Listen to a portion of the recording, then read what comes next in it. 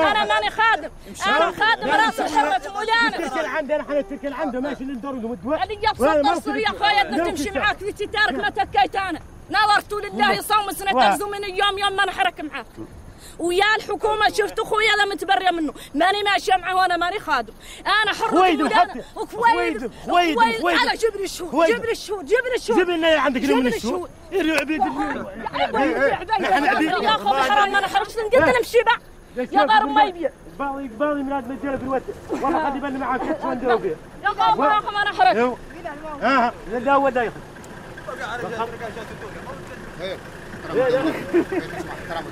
الله يحترم الدولة. يا صار ابوي يقول انت عدل.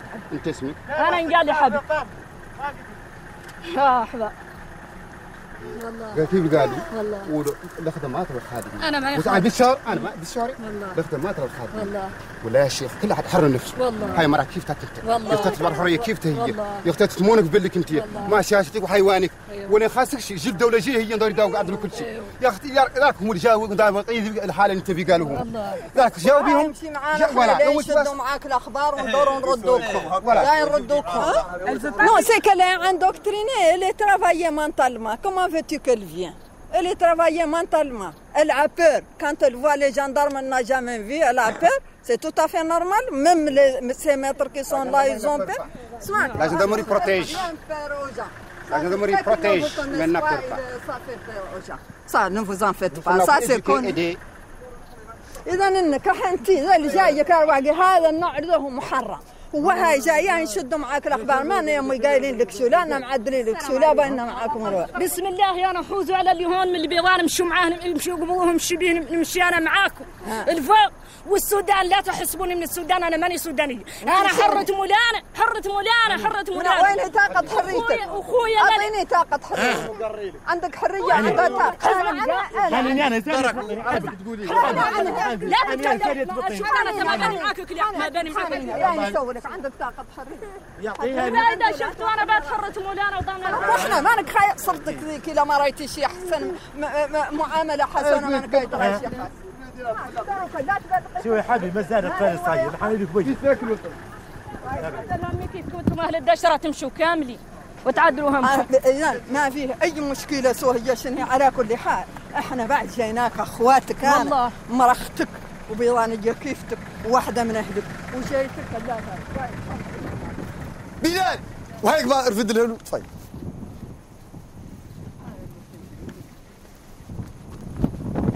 والله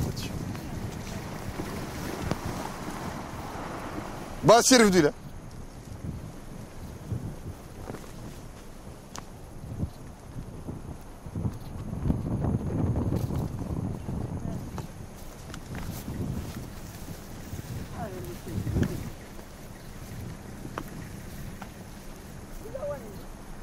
يا راك فات اخبارها تلبي شور الحاكم حاكم المذردر انا ابغى كشف عليه شاف وين متكشف ما باش فواسه تي لا ماتريس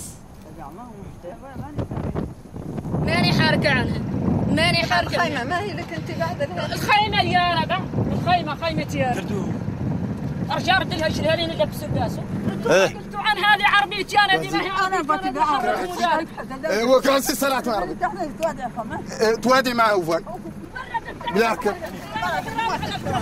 كنتي كنتي نحن جايين ايه حالتي فالت فالت علي فالت بعد حرام يا بعد خالد قيمت اي والله انا بعد قيموا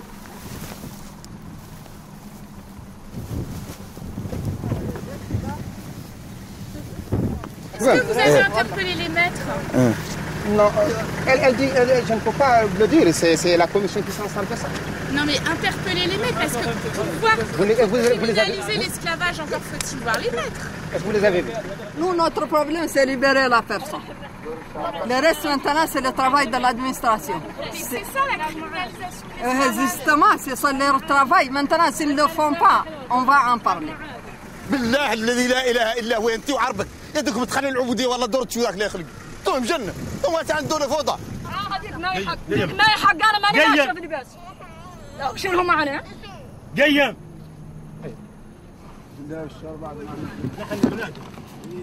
يا ويلي تكده حمراء يا ويلي يا بن من شبيتك حمراء اسكتي عني والله لا حطك انا تعاون لي ضد هي سوا يا واسكت وقف انت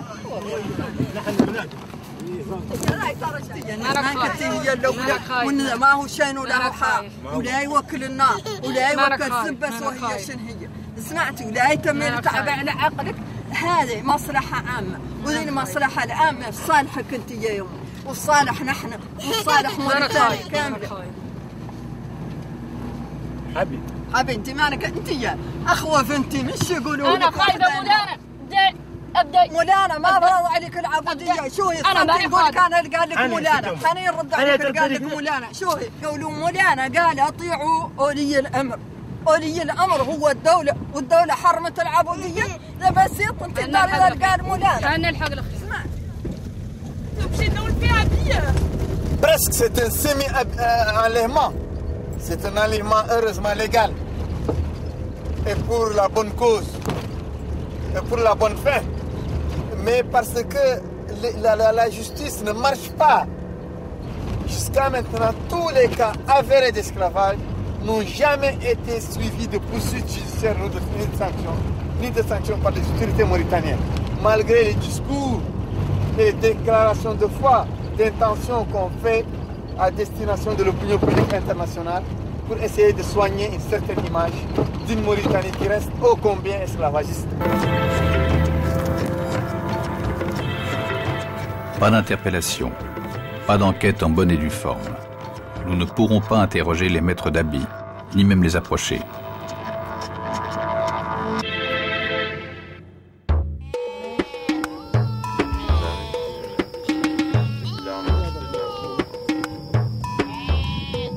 C'est d'autant plus gênant que les résistances d'habits à se laisser affranchir jettent un doute sur cette histoire, et au-delà, sur la réalité de l'esclavage.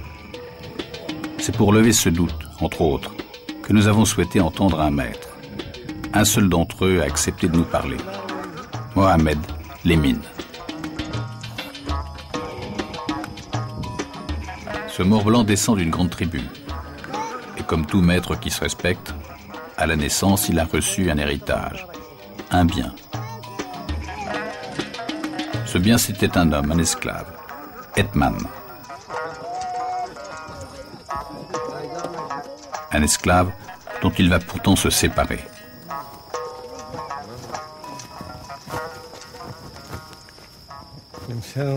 Viens avec moi. Tu te souviens du jour où je t'ai affranchi? C'est loin. C'était il y a 20 ans.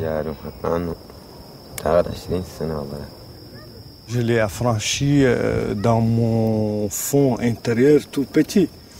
Et donc après, bien sûr, à la majorité, je l'ai complètement affranchi, quoi. Je lui ai dit que c'est un homme libre. Tu avais honte?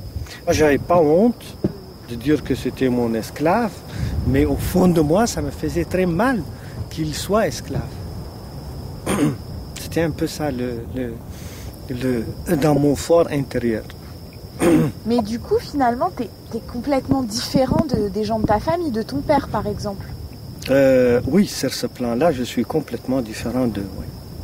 Oui. C'est une réalité. Il était esclavagiste comme les gens de sa génération. Comme tous les morts de sa génération, ils avaient des esclaves, ceux qui avaient les moyens d'avoir des esclaves. Lui, il en a hérité une partie, il en a acheté une autre. Mais c'était ça, parce qu'il avait des animaux, il fallait bien que quelqu'un s'en occupe. Et l'usage, c'était de ne pas avoir des gens payés, mais il fallait avoir des gens qui leur appartenaient. Est-ce que ton père a affranchi aussi des esclaves? Mon père, il a affranchi des esclaves. Il ne les affranchissait pas spontanément, il y avait toujours une raison. Ça veut dire que sur le plan religieux, quand un musulman commettait certains péchés, il est prescrit dans la religion qu'il doit affranchir un esclave ou nourrir 60 personnes ou jeûner un certain nombre de jours. Le choix le plus facile, c'était de libérer un esclave. Parce que vous en aviez beaucoup? Oui. Oui. Oui, parce qu'on en a beaucoup.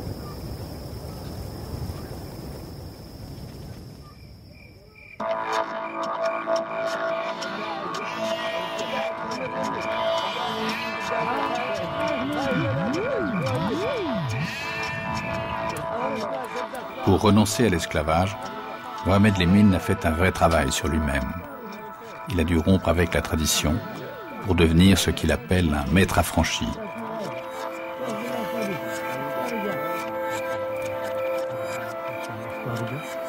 « 20 ans après, Mohamed Lemine est devenu un autre homme.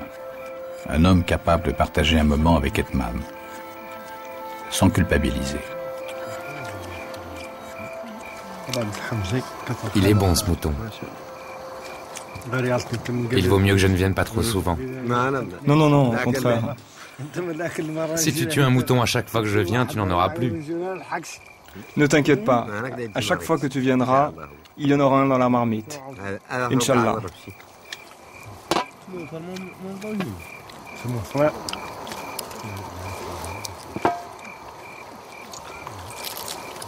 C'est ton frère? Ouais.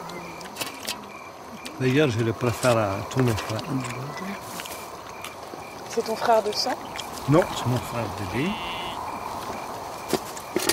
J'ai tété sa mère. C'est avec le lait de sa mère que j'ai été élevé. J'étais tellement jaloux de lui quand on était petit. Parce qu'il pouvait aller jouer, faire ce qu'il voulait. Il pouvait aller monter sur les ânes, aller courir dans la rue. Et moi, j'étais toujours surveillé pour faire mes devoirs. Est-ce qu'il n'était pas jaloux de toi? Je ne peux pas lui poser cette question. C'est ça. Pas non plus comparer l'incomparable. Il y a beaucoup de choses que moi je peux dire et que je peux essayer de les dire, pas pour le violenter, mais lui, il ne faut pas oublier la position dans laquelle il était, c'était pas la meilleure, quoi. Et il faut qu'il mette du temps. Comme moi, j'ai mis du temps pour pouvoir me libérer de tous les tabous. Lui, est-ce qu'il est arrivé à la même réflexion? Ça, c'est autre chose. C'est pas évident, hein, c'est assez violent. Hein. Je suis né maître, il est né esclave. C'est ça. Ce n'est ni sa faute ni la mienne. Mais lui, il a été privé de sa scolarité et moi, on a tout fait pour que je fasse une bonne scolarité. D'aller dans les grandes écoles, les grandes universités. Ma famille s'est sacrifiée pour me permettre d'étudier. Et lui, par contre, on l'a sacrifié pour être berger, quoi.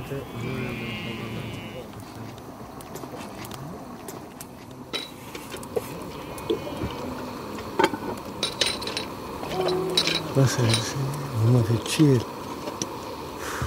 Mais tu le savais qu'on en parlerait. Oui, mais je ne pouvais pas imaginer que ça pouvait être comme ça. C'est-à-dire? C'est-à-dire que ça a été très émouvant pour moi. Ça a été dur, quoi. Je ne pouvais pas imaginer la dureté, quoi. Ça vient de loin. Ça vient de mes tripes. Ça vient de loin. Je le sens remonter. Je sens remonter de mon ventre. C'est comme si je faisais... Mais c'est fort ce que tu viens de faire, parce que personne ne le fait. En tout cas, moi je le fais et j'espère que tout le monde le fera parce que je pense que c'est une thérapie, quoi.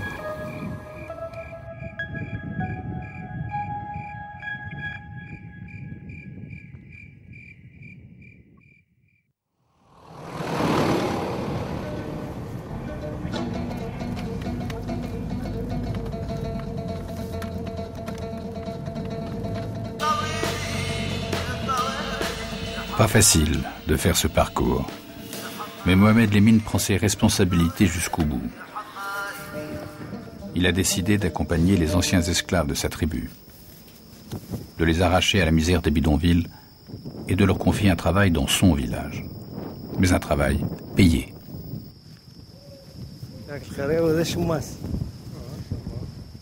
Salam alaikum.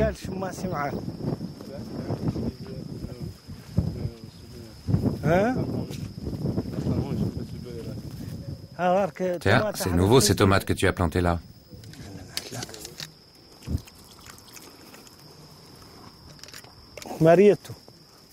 Bonjour Marietou, comment vas-tu? Quand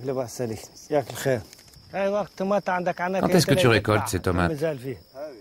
Peut-être à la prochaine lune. Tu as vraiment un beau jardin.